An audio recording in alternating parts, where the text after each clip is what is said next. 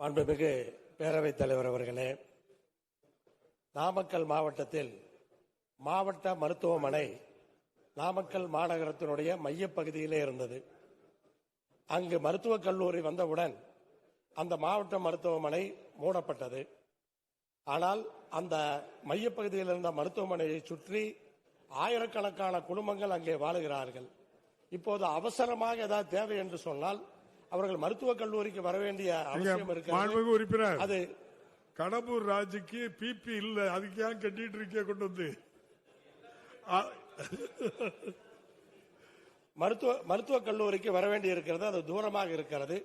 அதனால் அவசர தேவைக்காக அந்த கட்டடம் அப்படியே காலியாக கிடக்கிறது.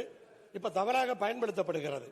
அதனால அந்த கட்டடத்திலே, பழைய கட்டடத்திலே ஒரு தாலுகா மருத்துவமனையை நீங்கள் ஆரம்பிக்க முன்வருவீர்களா என்பதை பேரவைத் தலைவர் வாயிலாக கேட்டு தெரிந்து கொள்வோம். மாண்புமிகு அமைச்சர். மாண்புமிகு பேரவைத் தலைவர் அவர்களே, நாமக்கல் மாவட்ட அரசு மருத்துவமனை என்பது ஏற்கனவே அமையப்பட்டிருக்கிறது. அவர் சொன்னதை போல இந்த வட்டார மருத்துவமனை என்பது இப்போது ஒரு சித்த மருத்துவ கல்லூரி அமைப்பதற்குரிய நடவடிக்கைகள் எடுக்கப்பட்டு மாண்புமிகு தமிழ்நாட்டின் முதலமைச்சர் வழிகாட்டுதலோடு அனைத்து பணியாளர்களும் கூட நியமன பணிகள் இந்த வாரம் நடைபெற்றுக் கொண்டிருக்கிறது. மிக விரைவில் மாண்புமிகு தமிழ்நாட்டின் முதலமைச்சர் அவர்கள் காணொலி வாயிலாக நாமக்கல் மாவட்டத்தில் ஒரு சித்த மருத்துவ கல்லூரியில் விரைவில் திறக்கவிருக்கிறார். எனவே அந்த கட்டிடம் என்பது மருத்துவத்துறையின் பயன்பாட்டிற்காக சிறப்பாக வரவிருக்கிறது என்பதை மாண்புமிகு மன்ற உறுப்பினருக்கு தெரிவித்தார்.